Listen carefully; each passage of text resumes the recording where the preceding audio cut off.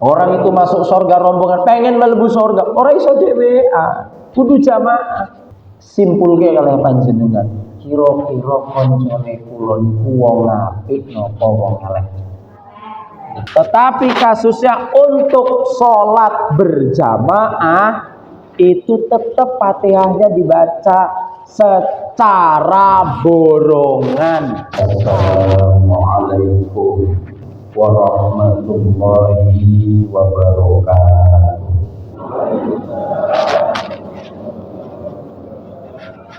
Nabi Mustafa Muhammad sallallahu alaihi wasallam wa ala alihi wa ashabihi wa azwajihi wa dhurriyyatihi wa ala kulli niyatin salihah. Al-Fatihah. A'udzu billahi minasy syaithanir rajim. Bismillahirrahmanirrahim. Alhamdulillahi rabbil alamin. Ar-Rahmanir Rahim. Maliki yaumiddin. Iyyaka na'budu wa iyyaka nasta'in. Ihdinas siratal mustaqim. Siratal ladzina an'amta 'alaihim ghairil maghdubi 'alaihim waladdallin. Amin. Sallallahu ala Muhammad sallallahu alaihi wasallam. Sallallahu ala Muhammad sallallahu alaihi wasallam. Sallallahu ala Muhammad sallallahu alaihi wasallam. Sallallahu ala Muhammad sallallahu alaihi wasallam. Anta syamsun, anta badrun, anta nurun fawqa nuri. Anta syamsun, anta badrun, anta nurun fawqa nuri. Anta iksiru wa khali. Anta misbahus suduri. Sallallahu ala Muhammad sallallahu alaihi wasallam.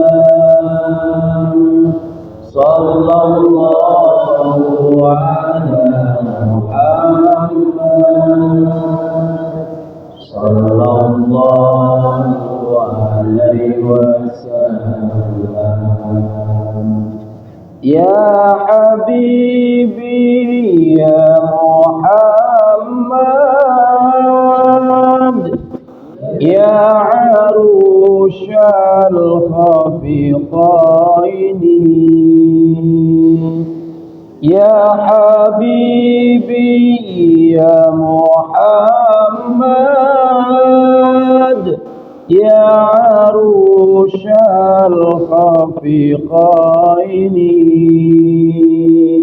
Ya muayyad ya mumajjad ya imam al-qiblataini. Sallallahu ala Muhammad sallallahu alaihi wasallam. Sallallahu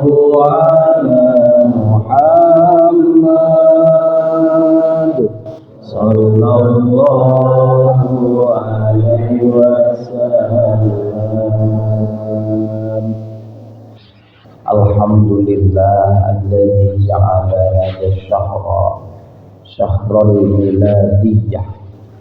Assalatu wassalamu ala sayyidina Muhammadin ibni Abdillah wa ala alihi wa ashabihi wa mawala. Subhanaka la ilma lana illa ma 'allamtana innaka antal alimul hakim. Rabbi shrah li sadri wa yassir li amri wahlul 'uqdatam min lisani yafqahu qawli. Saudara-saudara sekalian, alhamdulillah pada pagi hari ini kita masih bisa bersilaturahmi, duduk bersama, bermajelis sebagaimana dikatakan tadi, mayuridillahu bihi khairan yufaqihu fiddin. Kata Pak Tamir, Nabi pernah mengatakan barang siapa yang dikehendaki menjadi orang yang baik, jadi orang yang soleh, jadi orang yang solehah, jadi orang ahli surga, jadi orang ahli jannah, itu dipahamkan oleh Allah dalam urusan agama. Ini menggunakan kalimat yufaqih, dipahamkan. Artinya ada orang yang tahu tapi tidak paham. Ada orang yang paham, pasti dia tahu. Karena orang yang paham itu derajatnya di atas pengetahuan. Banyak orang yang tahu kalau sholat itu wajib, tapi dia tidak mengerjakannya karena dia tidak diberikan kepahaman dari Allah. Orang yang paham itu bisa menikmati. Orang yang paham kalau sholat itu penting, dia bisa menikmati sholat itu. Orang yang paham kalau ngaji itu penting, dia bisa menikmati ngaji itu. Walaupun hanya duduk-duduk sama ngantuk-ngantuk, tapi dia bisa menikmati. Dalam hatinya penting, di dalam hatinya tergerak untuk mengamalkan. Itulah yang disebut dengan paham.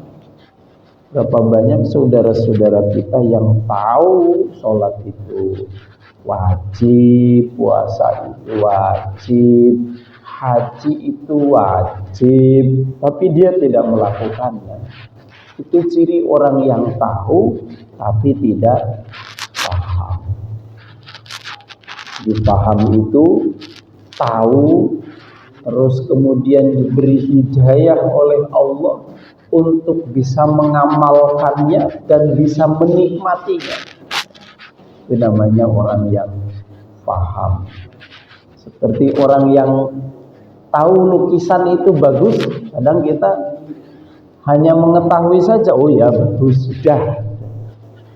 Oh ya itu bagus.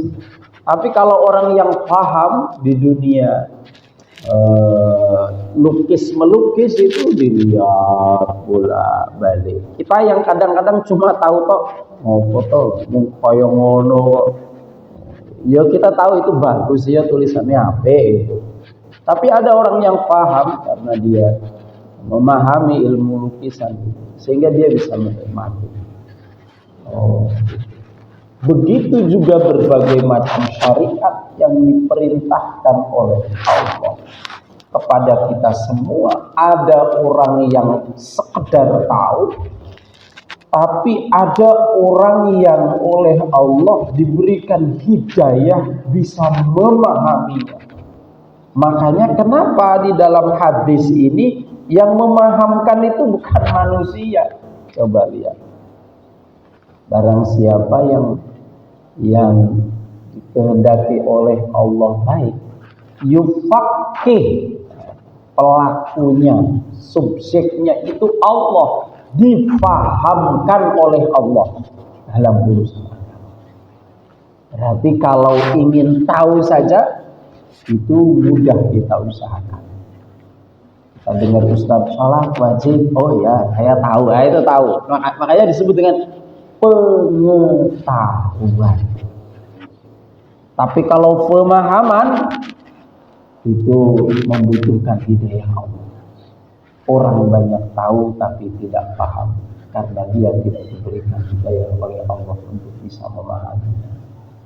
Mudah-mudahan kita bukan hanya sekedar tahu tapi paham. Amin ya rabbal alamin. Ini udah berapa bulan baru ketemu lagi ya Bu ya. Dari zaman belum merdeka ya. Nah, kemarin kan kemerdekaan Pak ya. Dari zaman belum merdeka sampai kemarin merdeka sampai zaman Maulidan. Sampai materi saya itu tentang kemerdekaan belum saya sampaikan. Makanya mau saya gabung materinya tentang kemerdekaan dan Maulidan. Digabungnya bisa. Karena apa? Lahirnya Rasulullah itu dalam rangka memerdekakan. Jadi Rasulullah dihadirkan ke dunia ini, salah satu misinya selain untuk menyempurnakan akhlak. Innama bu'itsu li utammima makarimal akhlak, yang utama. Itu Rasulullah diutus oleh Allah untuk memerdekakan tanah Makkah yang dijajah oleh kemusyrikan. Makkah dan Ka'bah itu kan awalnya milik orang tauhid, dibangun oleh Nabi Ibrahim, ditinggikan oleh Nabi Ibrahim untuk menyembah Allah, kan gitu. Jadi sejak zaman Nabi Ibrahim, makanya kenapa yang memerdekakan itu ya cucunya Nabi Ibrahim alaihi salam. Nabi Muhammad itu kan cucunya Nabi Ibrahim, cucu dari keturunan keberapa. Nabi Ibrahim punya putra dari istri Siti Sarah, namanya Nabi Ismail, yang kemudian kita kenal syariatnya sekarang syariat kurban, karena ketabahan bapak dan anak, keikhlasan bapak dan anak sehingga terjadi pengorbanan. Dari Nabi Ismail itu turunlah orang-orang soleh, termasuk salah satunya jadi Nabi lagi namanya Nabi Muhammad SAW. Kakeknya membangun Ka'bah itu untuk menyembah Allah, tapi dalam perjalanannya Ka'bah itu digunakan untuk menyembah berhala. Berarti diutusnya Rasulullah SAW untuk memerdekakan Ka'bah dari penyembahan berhala. Orang-orang jahiliyah yang menyembah patung, animisme, dinamisme seperti di Indonesia juga ada. Itu. Kemudian Nabi Muhammad diutus oleh Allah Subhanahu wa taala. Itu saja tidak kemudian beliau bisa memerdekakan Mekah. Mengenalkan tauhid kepada orang Mekah, malah diusir, pindah ke Madinah. Di Madinah baru bisa diterima tahun pertama, kedua, ketiga, sampai bertahun-tahun itu belum bisa membangun kekuatan. Sampai-sampai orang-orang sahabat Nabi merasa putus asa, termasuk Rasulullah. Kapan pertolongan Allah, mata nasrullah, kapan Allah akan menolong kita bisa merebut Mekah kembali? Kemudian pada tahun ke-7 Hijriyah baru diperintahkan Nabi dan para sahabat untuk menyerang Ka'bah. Untuk menyerang Ka'bah yang disebut saat itu dengan strategi perang obor. Para pasukan yang berjumlah sekitar 10.000 orang menyerang Ka'bah, tapi membawa obor yang banyak di malam hari. Jadi kelihatan 10.000 itu kalau satu orang bawa 5 obor saja sudah 50.000. Mekah itu di bawah, Ka'bah itu di bawah, jadi pegunungan gini. Lah orang bawa obor itu kan kelihatan dari bawah. Berbondong-bondong orang dengan begitu banyaknya, kelihatan obornya, berarti wongnya ya samono. Itu namanya strategi perang obor. Sehingga pimpinan kaum musyrikin pada saat itu, pada abad sekitar tahun ke-7 Hijriyah itu, namanya Abu Sufyan, mengatakan sepertinya kita tidak mungkin bisa mengalahkan orang musyrik. Lihat di gunung itu orang-orangnya banyak sekali, padahal sing akeh obor. Wong siji nek gowo 10 kan ketok siji wong 10. Itu namanya strategi perang obor. Itu pernah dicontoh oleh Presiden Saddam Hussein dulu. Saddam Hussein itu pernah punya strategi perang tentara kambing. Jadi tentaranya sudah banyak yang meninggal dunia, kambing dipakai pakaian tentara, kemudian dinaikkan dalam pesawat gitu. Diturunkan kambing-kambing itu koyoke kok wakeh banget, padahal ya campur wedhus. Orang tentaranya siji wedhusnya 10. Zaman Nabi Muhammad pernah strategi perang obor. Orang cuma 10.000 masuk ke Mekah, seolah-olah sekian ratus ribu. Kemudian Mekah itu bisa ditaklukkan saat itu tanpa harus ada peperangan dan orang yang mati satu orang pun tidak ada. Maka turunlah ayat idza jaa nasrullahi wal fath. Kalau kita baca Quran, salah satu yang menyebabkan turunnya ayat ini atau asbabun nuzulnya ketika datang pertolongan Allah, idza jaa nasrullah wal fath, dan kemerdekaannya tanah Mekah. Wa ra'aitan nasa yadkhulun, maka engkau akan melihat orang-orang itu masuk ke dalam Islam secara berbondong-bondong. Afwaja. Fasabbih bihamdi rabbika wastaghfir. Maka bacalah tasbih subhanallah walhamdulillah wala ilaha illallah wallahu akbar bihamdi rabbika wastaghfir innahu kana tawwaba. Artinya kalau kita mengambil pelajaran dari ayat ini, setelah kemerdekaan itu orang harus banyak bertasbih, bersyukur. Orang malah lek-lekan tekan subuh, saat durunge subuh malah merem, subuhannya bablas meseh-meseh. Di tempat saya itu ada kalau malam 17-an, malam tirakatan golek-lekan, gawe jagung bakar, terus bikin mercusuar, terus bikin kembang api dan lain sebagainya. Wae sholat subuh malah do merem. Padahal perintahnya mengisi kemerdekaan itu harus dengan banyak beristighfar, bertasbih. Subhanallah walhamdulillah wala ilaha illallah wallahu akbar wala haula wala quwata illa billahil aliyil azim. Makanya kenapa ada nasihat Imam Ali. Saya menukan nasihat Imam Ali. Kata Imam Ali, la hurriyata illa biddin. Ini terkenal kata-kata ini sampai sekarang. Tidak ada kemerdekaan kecuali harus berpegangan kepada agama.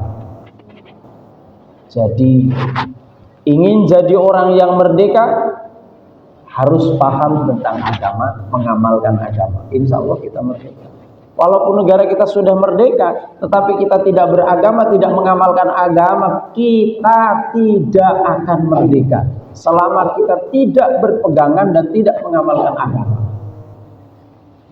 Wong diri kita saja Pak, setiap hari dijajah.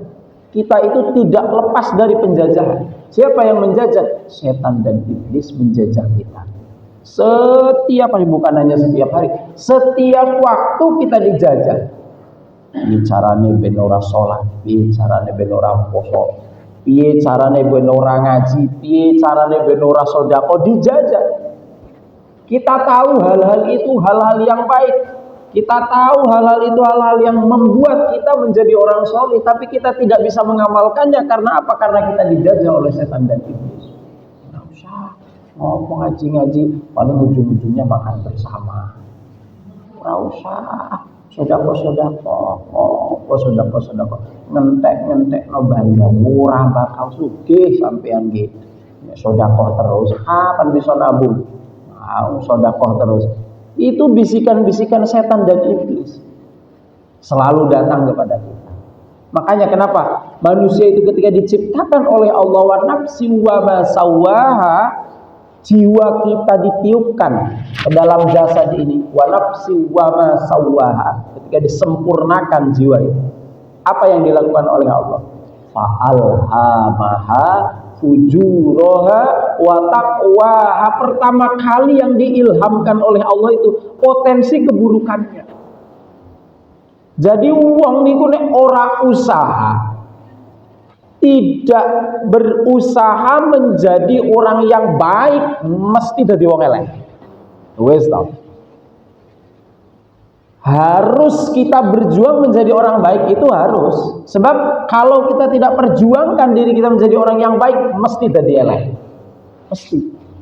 Keelekan itu betul usah diperjuangkan. Sudah ada yang memperjuangkan. Siapa? Setan dan iblis. Kita ada dijarke, orang usaha ngaji, orang usaha sholat, orang mungkin belum ngaji, orang mungkin belum sholat. Titenane. Saya tanya, sejak kapan jenengan hafal doa mau makan? Sejak kapan? Sejak SD ya. TK atau SD? TK pun hafal. Pun. Sejak TK ulo jenengan wis hafal doa mau makan. Saya tanya sekarang, setiap mau makan sehari 3 kali baca doanya sudah berapa kali?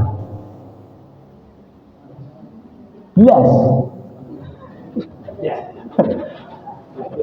Tahu tidak? Kalau masuk masjid itu tangan kaki kanan baca doa. Mas enggak usah baca doa nih, kaki kanan saja. Masuk masjid itu syariat mengatakan api nganggo kaki kanan. Saya tanya, tadi pakai kaki kanan atau kiri? Oke. Wes hafal. Kapan-kapan kalau mau masuk masjid jenengan lali titenano. Kaki kanan opo kaki kiri. Kalau kita tidak niati, mesti kaki kiri. Sebab keelekan itu sudah ada yang memperjuangkan. Siapa? Setan. Makan nek lali mesti ora doa. Karena sulit kita itu kalau tidak memperjuangkan diri kita, membiasakan untuk makan berdoa, mesti ora doa. Itu buktinya bahwa keburukan itu lebih disek dimasukkan ke dalam jiwa kita. Wa nafsi wa ma sawaha fa'alhamaha fujuraha wa taqwaha. Kefujurannya, kaeleane itu dimasukkan lebih dulu. Potensi dadi wong elek itu lebih besar, lebih dulu daripada potensi dadi wong apik. Mula dadi wong apik nek ora diperjuangke mesti elek. Kalau coba kita uji teori ini, kalau cerita jenengan dengar terus kemudian jawab.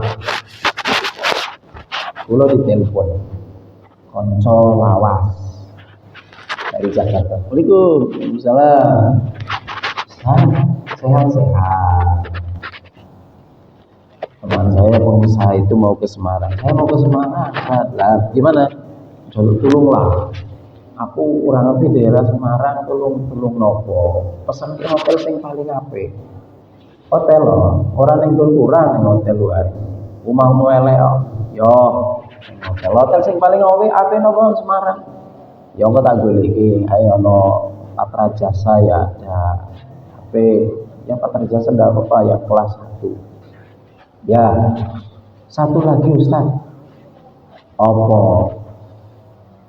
Aku tolong dipesenke ono sing ngonconi. Ya, boleh ya. Sing ngonconi ya. Wis ngerti dadi ustaz. Pesene ngono kuwi. Lanang apa wedok? Yo, wedok to. Adalah tenane iya. Saya tanya. Yang tua apa yang muda? Iya, yang dhewe lah. Iya sing nom, kira-kira ya belum tersentuh, yang kira-kira masih muda lah usia 17 sampai 20 tahun. Kalau bisa toh goleke sport daerah yang nakal. Semarang ono ora. Kayaknya ono apa jenenge sunan apa ngono. Sunan Kuning apa-apa. Oh iya. Singkat cerita. Bulu-bulu itu masih muda, masih perawan, ayu dari daerah Sunan Kuning. Terus mendarat ya. Mau tak jemput, ketemu di lobi hotel, terus masuk. Wes, orang usah suwe-suwe, nginep semalam di kamar 2 orang. Wes, simpul ke kalih panjenengan. Kira-kira koncone kula niku wong apik napa wong elek?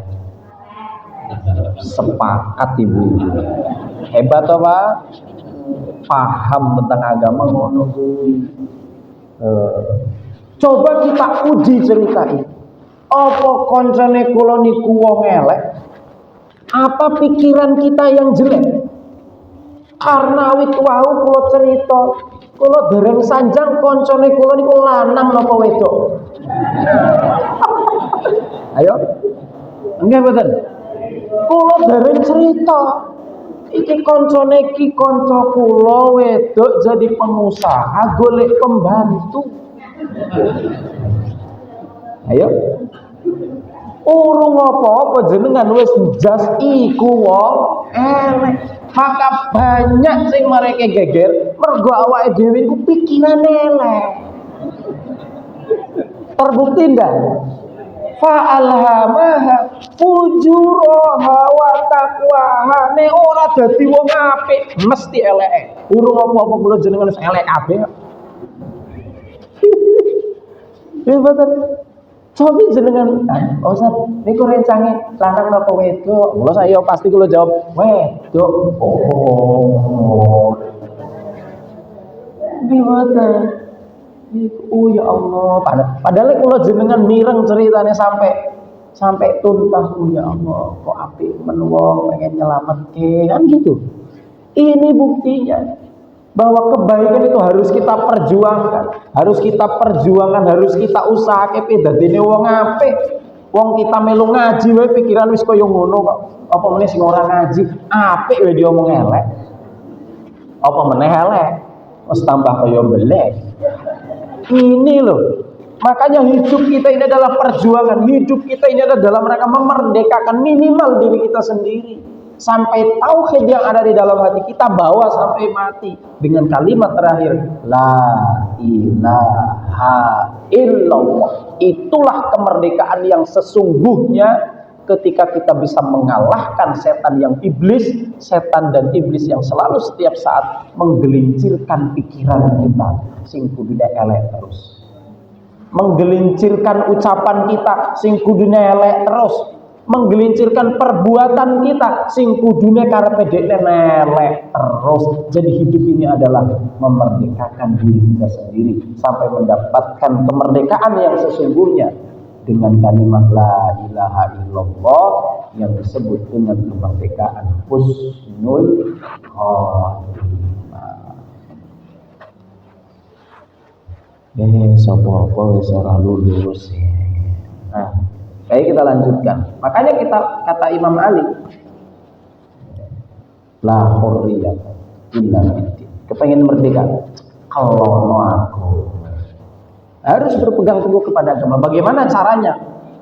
Di sini diteruskan kata-kata Imam Ali, walad dina illa bil jamaah. Tidak ada beragama yang baik kecuali harus berjamaah. Al-jamaah di sini oleh para ulama dimaknai harus ikut perkumpulan, organisasi. Pokoknya beragama sing apik iku kudu melu kumpulan. Ora iso beragama dhewean, tidak bisa. Kalau nate sanjang masuk surga saja nggak bisa sendirian. Masuk neraka saja rombongan. Makanya kenapa ada surat Az-Zumar, wasiqal ladzina kafaru ila jahannam zumara. Orang berbondong-bondong masuk neraka itu rombongan. Wasiqal ladzina taqaw ila rabbahum ilal jannati zumara. Orang itu masuk surga rombongan, pengen mlebu surga. Ora iso dhewean, kudu jamaah. Mau panjenengan selerane ikut jamaah mana yang menurut kita lebih menuntun kita kepada surga? Melu jamaah Muhammadiyah silahkan, melu jamaah NU silahkan, melu jamaah Al-Khidmah silahkan. Banyak jamaah-jamaah untuk kita berjuang menuju surga, silahkan. Melu Imam Syafi'i silahkan, Imam Maliki silahkan. Yang penting bukan Imam Samudra. Silahkan. Itu jamaah-jamaah, kelompok-kelompok. Karena apa? Karena beragama itu harus berkelompok, harus berjamaah. Minimal aku rasa seneng organisasi. Ujung-ujungnya kok malah politik. Aku rasa seneng melu NU, rasa seneng melu Muhammadiyah, kok ujung-ujungnya calon presiden yang dipilih. Kadang-kadang kita berpikiran seperti itu, nggak apa-apa, tapi minimal kita tidak meninggalkan jamaah-jamaah yang kecil. Apa? Jam'iyatus sholat fi kulli waktin, itu jangan ditinggalkan. Berjamaah sholat setiap 5 waktu. Menawa awake dhewe ora melu rombongan Muhammadiyah, ora melu rombongan NU, melu rombongan ahli sholat. Karena pintu surga saja ora ono tulisannya NU. Pintu surga ora ono tulisannya Muhammadiyah, ndak ono tulisannya LDII, tapi ya ono ahli puasa namanya pintu Ar-Royyan, ahli sedekah pintu Babus Sedekah, gitu. Melu rombongan jamaah. Ojo diri, jangan hidup arogansi. Kemudian ketok suge, lumayan pagar kurang di tonggo bebar belas, hidup cuma bertetangga dia saja. Sing kepoyo mesti dulu karo tonggo kiri ora apal, karo kiri kanan ya ora apal, karo ngarepe ora paham sok. Jangan hidup seperti itu. Wong hidupnya cuma sementara. Saun tolong. Jangan seperti itu. Hidup harus bertetangga, berkeluarga, syukur-syukur. Nah ini yang kita harapkan. Beragama itu harus berjamaah. Tidak ada kemerdekaan kecuali dengan agama.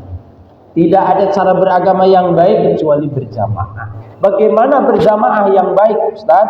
Wala jama'ata illa bit-ta'ah, illa bil imarah. Tidak ada berjamaah yang baik kecuali harus ada pemimpinnya dalam jamaah. Jamaah yang baik harus ada pemimpinnya. Makanya kenapa RT itu harus ada ketua RT, RW itu harus ada ketua RT. Negara yang besar ini harus ada pemimpinnya, namanya presiden. Jamaah sholatlah yang memberikan contohnya. Ketika sholat bersama harus ada pemimpinnya, namanya imam. Wala jama'ata illa bil imarah, wala imarata illa bit ta'ah. Berjamaah yang baik, berorganisasi yang baik itu harus ikut pemimpinnya, namanya imam. Maka sholat yang baik, jamaah yang baik, kita ke fikihnya ini, karena kemarin ada yang bertanya tentang sholat jamaah. Tidak ada berjamaah yang baik kecuali mengikuti imamnya. Jenengan nyelisi imam sedikit saja sudah batal sholatnya. Batal sholatnya. Maca Fatihah banter wong imam baru maca Fatihah sampai harus maca Fatihah. Banter sisa. Kayak lagi wong sing pengen jadi imam tapi gagal. Jadi makmum kok bacane banter. Mengganggu yang lain. Hanya kemarin sampai ada yang tanya, Ustaz, saya itu ternyata sering kalau sholat, nah ini hadisnya ada nih. Innama ju'ilal imam liyutamma bihi fala takhallafu alaihi fa idza kabbara fakabbiru wa idza raka'a farka'u. Khawatir jenengan sanjang Pak Ustaz yo ngomong-ngomong tok dalile ndi? Ya harus ada dalilnya, beragama itu harus ada dalilnya. Sesungguhnya seseorang dijadikan imam itu diikuti. Fala takhallafu, maka jangan menyelisihi imam, jangan bedani imam.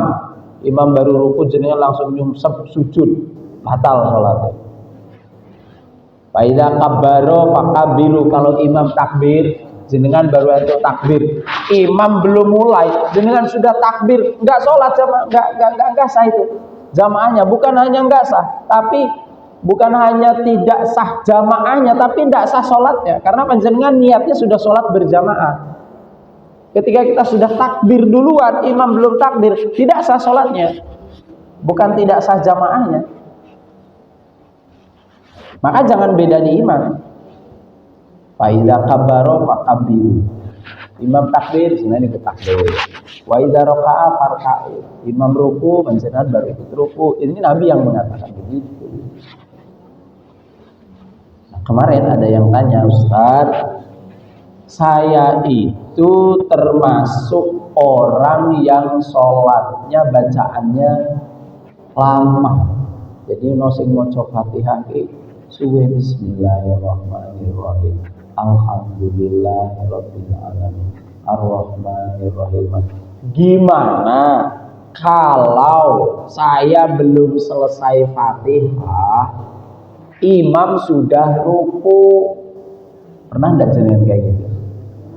Baru iyyaka na'budu wa iyyaka nasta'in, imam Allahu Akbar. Pernah ya? Jur piye kula niku melu imam apa Fatihah rampungno. Ya. Ada lagi, bukan hanya itu. Tahiyatul akhir. At-tahiyatul mubarakatus sholawatul thayyibatu lillah. Imam assalamualaikum warahmatullahi wabarakatuh. Iki bacaannya rampungno apa melu salam san. Nah, kan kita perlu ngaji. Ini pentingnya ngaji. Kalau nggak ada ilmunya kan nanti kita batal ibadah. Maka hal itu sudah dibahas oleh para ulama. Salah satunya kita baca. Bismillahirrahmanirrahim.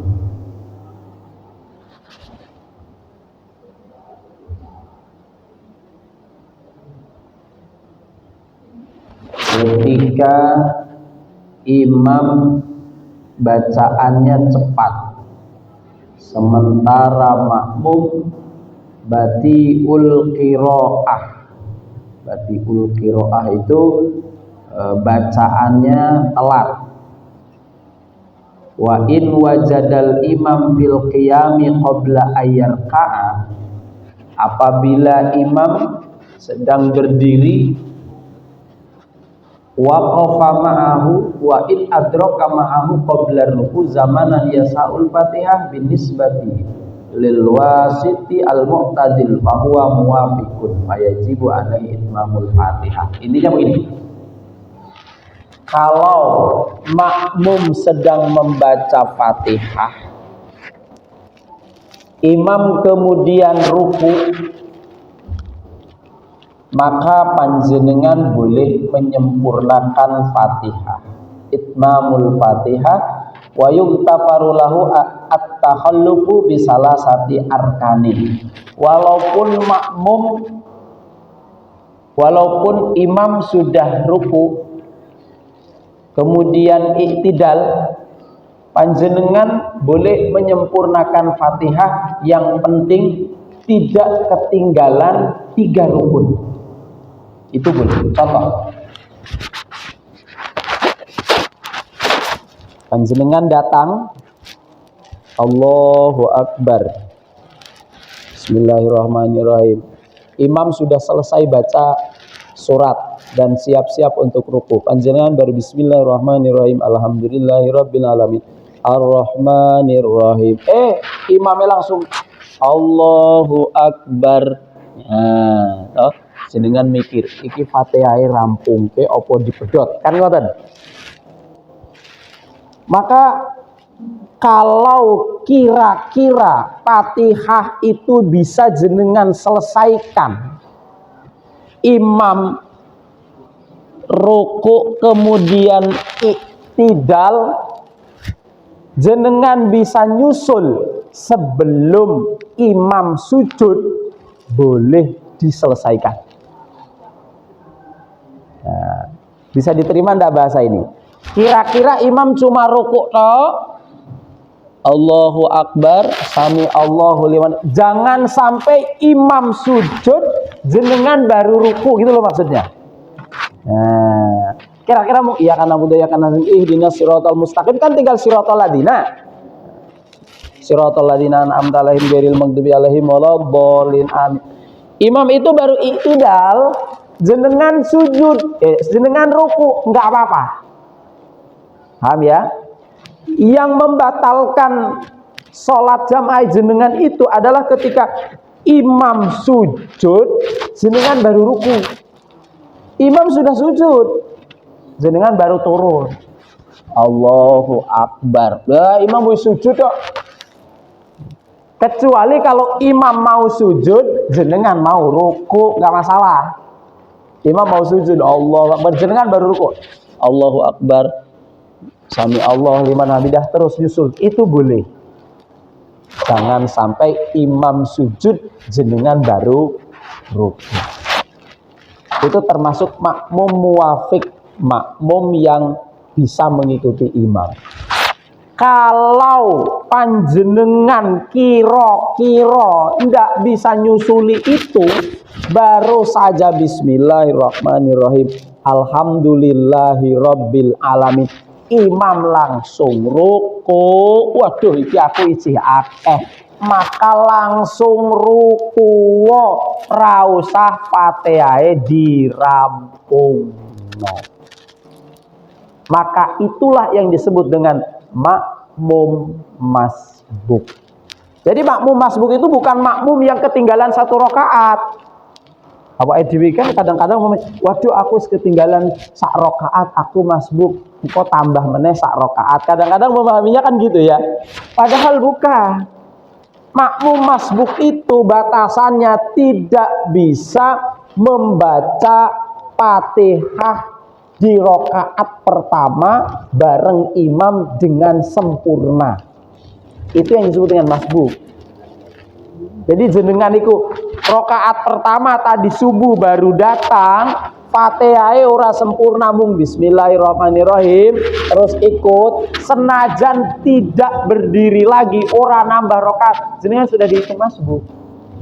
Wong masbuk itu telat kok. Batasan telatnya apa? Tidak membaca Fatihah secara sempurna pada rakaat pertama. Gitu. Jadi lebih amannya nek kira-kira boten saged nyusuli imam, maka Fatihah kita tidak usah dibaca secara sempurna. Iya kana budua iya kana stain. Imame ruku melu ruku. Itulah penae salat jamaah, bacaane ditanggung imam. Ada dasarnya, ada, sudah dibahas para ulama. Tuh. Walaupun kita punya dalil, Ustadz kan ada hadis sahih. Nah, hadis sahih. La sholata lima lam yaqra bi Fatihatil kitab. Tidak sah sholat yang tidak membaca Fatihah. Bener, hadisnya sahih Pak. Tidak sah sholatnya orang yang tidak membaca Fatihah. Bener. Tetapi kasusnya untuk sholat berjamaah itu tetap Fatihahnya dibaca secara borongan, secara kolektif. Siapa yang membaca? Imam. Bacaannya kita sudah ditanggung oleh imam. Tapi kemudian tidak ditanggung karo imam, awake dhewe ora usah maca. Kadang-kadang kan ngono. Dia tetap maca.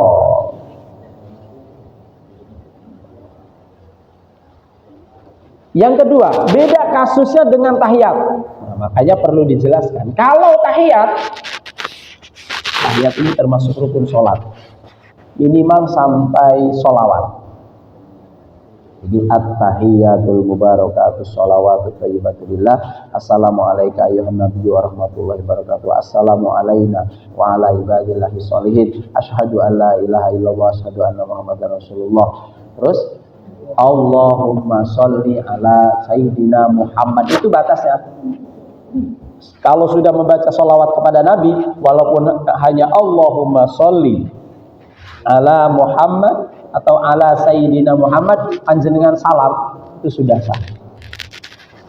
Kalau tahiyat kan rukun terakhir, walaupun imam sudah assalamualaikum, assalamualaikum, jenengan dereng rampung nosik. Toh imam kan boten ngalih rukun liyane, wong tahiyat kok. Sebab ada bacaan yang wajib dibaca pada tahiyat itu, minimal sampai sholawat. Imam salam, yo jarke wae. Jenengan rampung guys.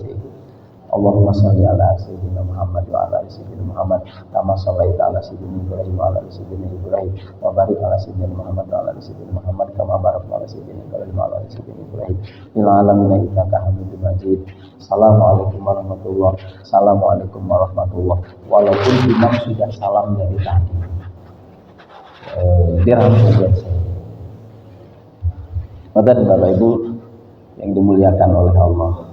Maka untuk menjawab itu para ulama sudah membahas di dalam kitab Hasyiah I'anatul Thalibin. Bahasane ngoten iki, wa ammalau asra'al imam. Kalau kita menemukan imam yang asra itu buanter. Pernah ndak ono sing imam buanter? Ya, tarawih biasanya.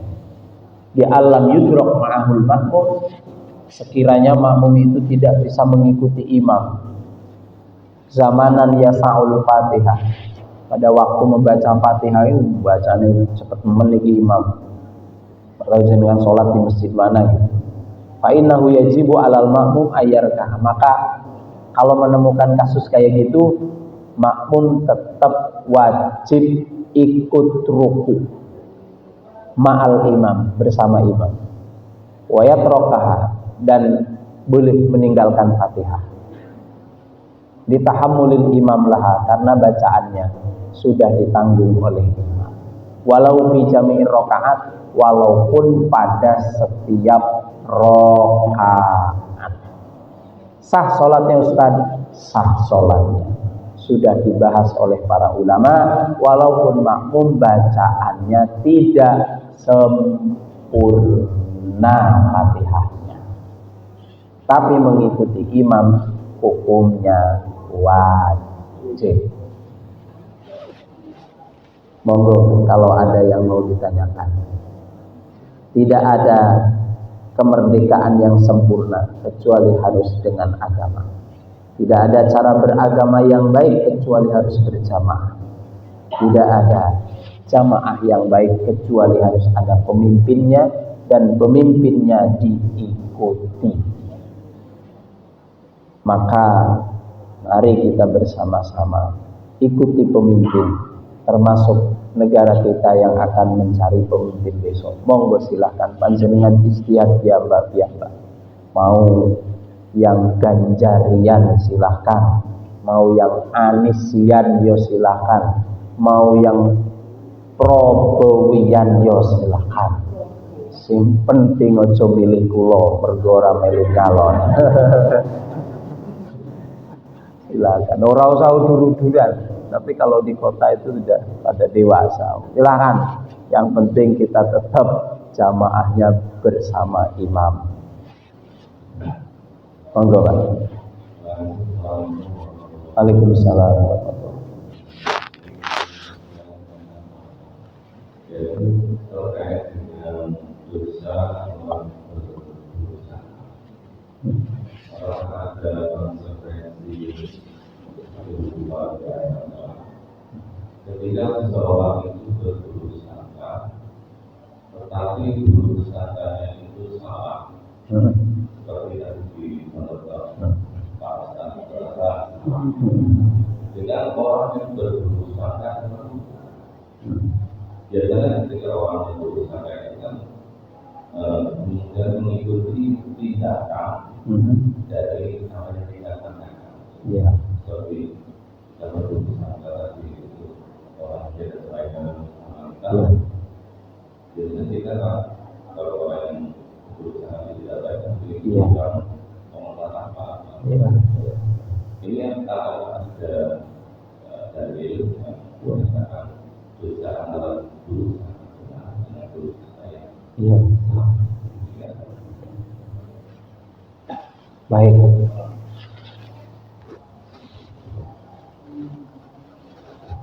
Yang namanya sangka itu kan belum terbukti, ya tidak? Adzon di dalam bahasa Al-Quran itu adzon, sangka. Karena sesuatu itu belum terbukti, maka kewajiban kita terhadap segala sesuatu yang belum terbukti, belum tabayun, belum melihat dengan mata kepala, hanya dari perkiraan-perkiraan itu kan muncul sangka-sangka kita toh. Belum ada bukti, belum melihat secara nyata, belum tabayun bertanya. Contoh-contoh, saya lihat Pak Ketua Takmir boncengan sama perempuan, bukan istrinya. Contohnya begitu kan. Pastikan pikiran kita bisa lewat depan masjid, bukan istrinya itu. Ya udah, pastikan kita tahu istrinya yang mana kan tahu. Pasti langsung muncul sangkaan ini. Maka antara dua, apakah suudzon apa husnudzon? Baik sangka atau buruk sangka? Apakah akan menjadi pahala atau dosa bagi kita? Ingin menjadi pahala, maka husnudzon. Bagaimana cara husnudzon? Munculkan di dalam hati kita bahwa yang dibonceng ketua takmir itu mungkin adiknya. Karena kan kita belum tanya, belum ketemu sama ketua takmir, sing bonceng niki sapa? Ya toh. Iya toh. Tetapi kalau kemudian kita tanya, ternyata memang jandane wong din, misal itu toh. Itu kan sudah bukan sangkaan lagi, Pak. Bukan sangkaan lagi dong, kita sudah tabayun. Misal, takmir, wong kayane kuwi iki manu ono bojomu, kata ketua takmir. Oh, kuwi janda kempling. Dari Pak Takmir. Itu saja belum cukup dan tidak boleh kita memunculkan kemudian negatif. Ketua takmir bonceng rondo. Karena kita belum tabayun lah, kenapa jenengan kok wani-wani ini bonceng rondo gitu bojone? Karena kita belum tanya di situ. Muncul itu udah baru Pak Takmir kita, wah itu rondo kempling kok kokono misal. Kita belum tanya sampai kenapa berani bonceng ke. Dan Pak Takmir kan belum jawab. Iku ya memang rondo adikku dewe kok. Loh, dia tuh masih bisa dijawab seperti itu. Tapi kan don ini kan sudah muncul sangkaan-sangkaan, mesti sangkaannya negatif. Apalagi jawabannya mengarah kepada hal-hal yang negatif. Ini yang kemudian don itu tetap harus sampai. Walaupun hal itu menunjukkan hal yang negatif, walaupun hal itu terbukti negatif, terbukti loh ya. Walaupun perkara itu asline negatif, don itu tetap harus positif.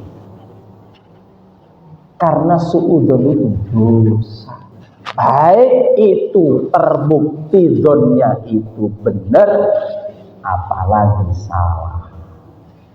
Jadi mikiro sing apik-apik mawon senajan karo wong elek. Nah tadi gitu Pak. Sampai pernah orang itu pada zaman Nabi sodako kepengen di malam hari ben ora konangan wong akeh sodako. Esuk salah. Jebule sing tak kayak ini wong sugih. Sesuk meneh sodako meneh. Ternyata kuwi sing tak kayak iki wong ahli maksiat. Kemudian tanya kepada Nabi, sedekahmu tidak mengurangi pahala. Siapa tahu engkau sedekah kepada orang kaya itu membuat dia menjadi dermawan. Siapa tahu sedekahmu kepada orang yang maksiat itu menjadi hidayah baginya untuk tidak maksiat. Berarti yang namanya prasangka itu harus selalu baik. Baik itu prasangkanya terbukti baik maupun prasangka itu terbukti jelek. Karena prasangka itu baik maupun jelek, nek prasangkane elek tetap dosa. Nek prasangkanya baik, walaupun yang disangkakan kita itu jelek, tetap baik bagi kita, Pak.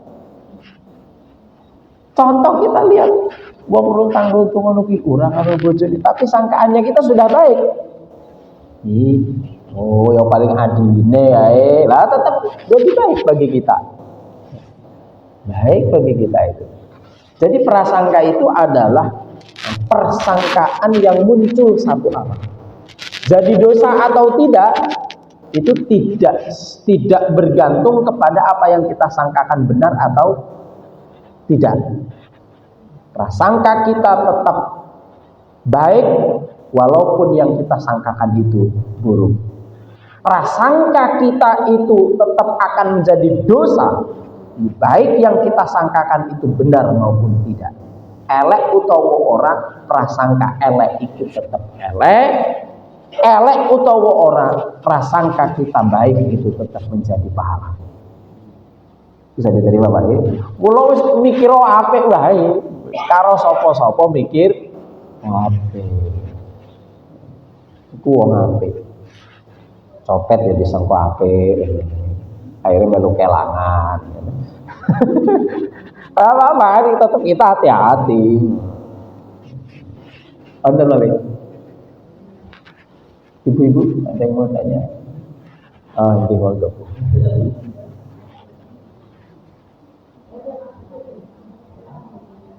Nggih.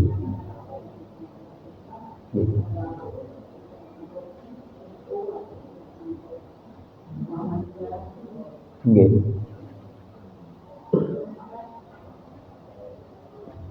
Di bangsa itu katanya sering lainnya Monggo. karena orang itu memberikan manfaat kepada yang lain. Speakernya boten nyanda ada saya. Jadi kita dengar.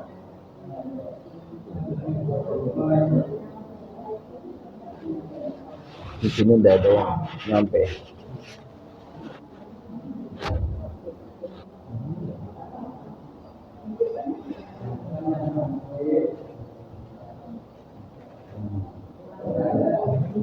Oke, saya nambahin dulu ya sambil digandani. Ada hadis yang ngeri, Pak. Wallahu inda dzanni abdi bi. Ini ngeri nih. Wallahu inda dzanni abdi bi. Sambil ditotok.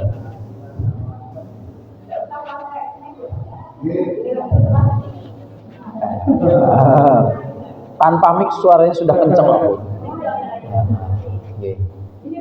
Tandanya sehat.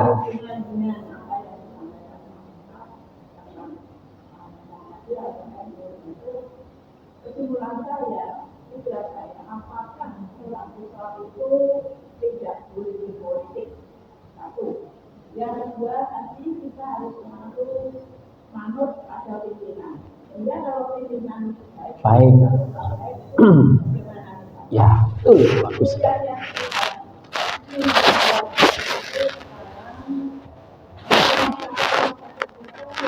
Kurang peminat dari pengunjungnya itu. Nah, kami mohon penjelasan. Bagus pertanyaannya. Kesimpulannya tadi, apakah kita tidak boleh berpolitik? Wajib berpolitik. Tapi bagaimana kita berpolitik itu yang politik Islami? Contoh politik Islami. Panjenengan, wah aku pokoknya ganjarian. Contoh politik yang Islami. Wah aku fanatik karo Pak Ganjar. Tapi jenengan ojo pisan-pisan sengit dengan yang fanatik, dengan anisian. Karena kita podo-podo Islam. Kula ajeng nyoblos Ganjar lho, Pak Takmir. Jenengan ajeng nyoblos Anies, monggo ya. Saya tetap berkawan. Itu cara berpolitik yang bagus. Wah, daya itu anu lho. Nyoblos Ganjar lho. Ora usah diundang meneh. Itu memanfaatkan ketua Takmir, memanfaatkan politik karena kebencian itu. Jadi perlu digarisbawahi, Islam tidak mengharamkan politik. Justru Islam mewajibkan berpolitik. Politik itu salah satunya kan memilih pemimpin ya. Mana Pak Ustadz dalilnya? Ida karena salasa isafarin falyu amir ahadahu. Kalau 3 orang di antara kalian berjalan mau ke mana, safar, mau perjalanan, mau ke Jogja, mau kemana gitu. Kalau di antara kalian ada 3 orang mau perjalanan, maka salah satu yang harus jadi pemimpin. Berarti itu politik, hadis politik itu. Berarti dalam bermasyarakat harus ada pemimpin. Permasalahannya yang menyebabkan politik dianggap kotor, bukan kotor, dianggap kotor. Ini 3 kalau ingin podo-podo jadi pemimpin, piye caranya? Ya toh, kadang-kadang telune pengen jadi pemimpin. Ini yang membuat kotor itu nafsunya. Nafsu pengen memimpin, ora gelem dipimpin. Sholat itu syariatnya harus ada imam, benar tidak? Ini salah satu hadis tentang politik. Harus ada yang jadi pemimpin. Yang menyebabkan kotor di masjid sendiri ini, kalau podo-podo pengurus takmire, podo-podo kepengen jadi imam, orang-orang sing gelem jadi makmum, sehingga yang satu menjadi imam, aku mau jadi makmum kae, aku tak sholat neng omah wae. Nah, ini yang membuat buruk politik. Sesungguhnya kalau kita legowo dengan sistem siapa yang menjadi imam, dialah yang paling bagus bacaannya. Nah, kita ikhlas jadi makmum. Itulah politik yang bagus. Termasuk nanti pemilihan presiden, kita harus berpolitik, jangan golput. Sebab satu suara kita menentukan. Andaikan selisihnya 1, bagaimana coba? Kita tidak ikut. Berarti 1 suara kita menentukan. Tetapi jadikan berpolitik yang Islami, tidak ada apalagi fitnah-fitnahan. Dan dengan memfitnah bagi orang yang tidak suka dengan Pak Anies, misal, Pak Anies gini. Nah, itu yang kotor, itu yang kayak gitu. Oknumnya, bukan politiknya. Politik itu tidak kotor. Kalau ada yang mengatakan politik itu kotor, salah. Politik itu tidak kotor. Yang kotor itu adalah orangnya, pelakunya yang menghiasi politik dengan dendam. Bagaimana mau kita katakan kotor? Coba lihat ketika pemimpinan Pak Jokowi. Pak Jokowi jadi presiden, Pak Prabowo dirangkul jadi Pak Menterinya. Siapa yang mengatakan kotor? Saya inginnya begitu. Misal Pak Ganjar kah yang jadi presiden, Pak Anies kan jadi presiden, nanti Pak Ganjar juga dirangkul jadi menterinya, ini jadi menterinya, jadi bersatu kembali. Yang kotor, yang membuat dosa itu kadang-kadang kita sendiri, karena kita fanatik Ganjar, tidak senang kepada Pak Anies. Bukan tidak senang sama Pak Aniesnya, bahkan orang-orang yang senang sama Pak Anies melu-melu ora diseneng. Nggak usah karo kayak milih Anies. Nggak usah karo kayak milih Ganjar. Lah kuwi sing mareke dosa, niku sing mareke kotor. Nggih betul. Saged kita piye nggih? Saged nggih. Yang kedua. Nggih. Pemimpin yang oh ya, apakah kita harus ikut pemimpin? Padahal pemimpin itu kadang apik, kadang elek. Nah, mari kita kembali kepada agama lagi. La ta'ata li makhlukin fi maksiatil khaliq. tidak ada ketaatan kepada makhluk termasuk pemimpin untuk hal-hal yang maksiat. Jangankan pemimpin RT RW, pemimpin rumah tangga, jenengan sama suami yang sudah diklaim istri itu harus menurut suami, tapi suami memerintahkan kepada hal yang tidak diridhoi oleh Allah, harus ditentang. Apalagi sama pemimpin biasa, pemimpin rumah tangga, suami yang harus kita manut sama suami itu. Kok ngajak sing ora apik, abu ora usah jilbaban sampean nggo jilbab elek. Ora usah nggo pakaian ngono-ngono syar'ian opo. Sing ketok pupune ngono lho ben menarik. Lho malah ngono. Misal ada suami yang kayak gitu, jenengan boleh menentang. Jadi batas harus mengikuti pemimpin, apapun pemimpinnya, RT, RW, sampai presiden, suami termasuk. Batasnya adalah kalau mereka memerintahkan kepada kebaikan, keluar dari kebaikan, keluar dari syariat, kita boleh menentang sekuat-kuatnya, termasuk pada suami sendiri. Berarti boleh berani sama suami. Kata siapa tidak boleh berani sama suami? Boleh menentang suami dalam hal-hal ketika suami memerintahkan kepada keburukan. Kan begitu? Tapi yang ketiga itu kalau boten mudeng, di Arab itu kok sepi pengunjung, betul? Pasiennya tidak ada, berarti wong Arab niku sehat-sehat. Alhamdulillah. Berarti mereka politiknya sehat gitu, sehingga orangnya sehat-sehat. Di Indonesia rumah sakitnya kok penuh-penuh, berarti wong Indonesia sakit-sakitan. Oke. Ya, mudah-mudahan. Tapi memang betul Bu, keberkahan Makkah Madinah saya membuktikan sendiri ya. Saya buktikan betul yang jenengan katakan itu, intensitas kesehatan orang itu hubungannya dengan kesehatan ya, dengan orang Eropa itu bukan main, terutama Arab Saudi, Makkah Madinah. Saya membuktikan sendiri. Saya kan kemarin ini cerita, tapi moga-moga panjenengan yo ndak harus percaya sih wong ini cuma pengalaman ya. Itu juga bergantung kepada kitanya. Saya kan kemarin waktu zaman Covid kan parah, wong isi ini udah blank itu. Isinya tentu mungkin jenengan Pak Dayat ya, blank itu karena asam lambung naik itu kan berpengaruh pada memori Pak. Berpikirnya tadi, wah ini enggak enak sama sekali, itu sakit blank itu. Saya ngimami gemeter terus langsung ambruk, minta diantar ke rumah sakit 2 kali, sang UGD Ungaran dengan Kensaras. Nah, sampai sekarang kalau satu waktu itu sering asam lambung naik. Di sana sama-sama badan itu capek. Buang sholat saja kita harus jalan 1 kilo Pak, tiap sholat. Tapi dengan makanan sana, makanan di hotel juga sudah disetting sehat-sehat.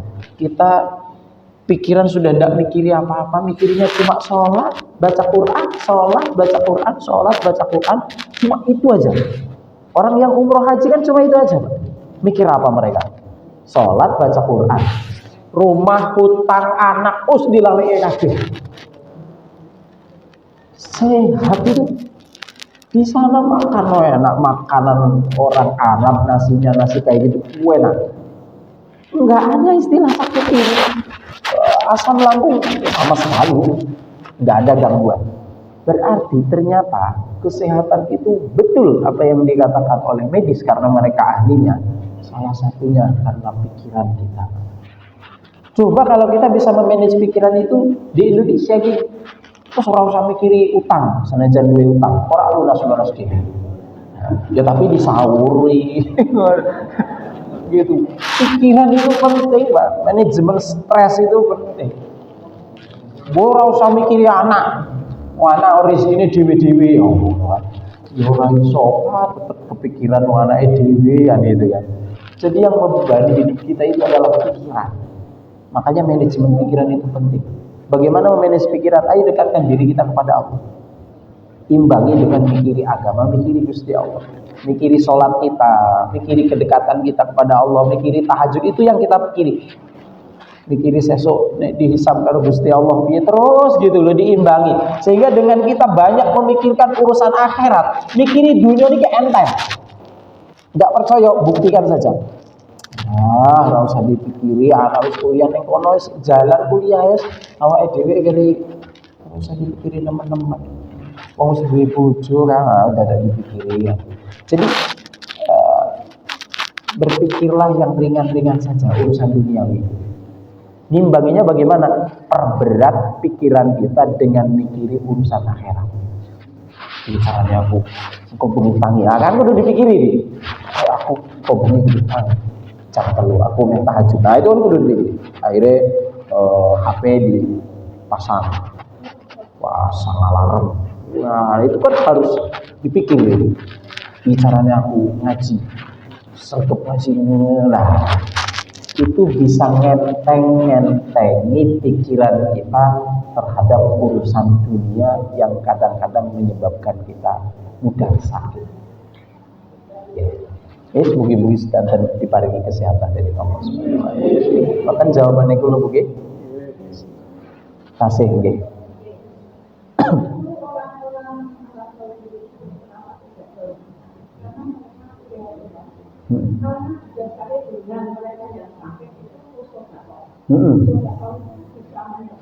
Betul. Nggih. Salah satunya itu. Nggih, sedekah. As-shadaqatu lidaf'il bala. Makanya panjenengan kalau mau umroh itu pas puasa. Enggak usah makan di hotel, itu udah kenyang sendiri. Di masjid itu banyak orang yang sedekah. Silahkan buktikan saja.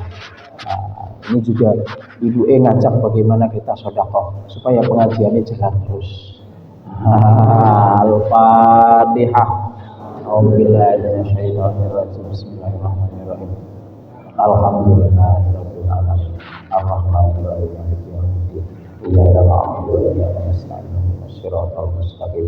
Shiratal ladzina an'amta 'alaihim ghairil maghdubi 'alaihim waladdallin. Allahumma shalli wa sallim ala sayyidina Muhammadin fil awwalin wal akhirin wa barik wa sallim wa radiyallahu ta'ala an sahabati Rasulillah ajma'in. Amin ya rabbal alamin. Allahumma inna nas'aluka as-sihhah. Allahumma inna nas'aluka as-sihhah. Allahumma inna nas'aluka as-sihhah wal afiyah fid dini wad dunya wal akhirah. Rabbana taqabbal minna innaka antas samiul alim. Allahumma inna nas'aluka ilman nafi'a wa amalan mutaqabbala wa rizqan wasi'an halalan thayyiban. Rabbana la tuzigh qulubana ba'da idh hadaytana wa hab lana min ladunka rahmah innaka antal wahhab. Rabbi hab li minas sholihin. Rabbana atina fid dunya hasanah wa fil akhirati hasanah wa qina adzabannar. Wa sallallahu ala sayyidina Muhammadin nabiyil ummi wa ala alihi wa sahbihi wa baraka wasallam. Subhana rabbika rabbil izzati amma yasifun, salamun alal mursalin walhamdulillahi rabbil alamin. Al-Fatihah. A'udzubillahi minasyaitonir rajim. Alhamdulillahirabbil alamin. Iyyaka na'budu wa iyyaka nasta'in. Shiratal mustaqim. Shiratal ladzina an'amta 'alaihim ghairil maghdubi 'alaihim waladdallin. Amin. Subhanaka Allahumma bihamdika asyhadu an la ilaha illa anta astaghfiruka wa atubu ilaik. Assalamualaikum warahmatullahi wabarakatuh.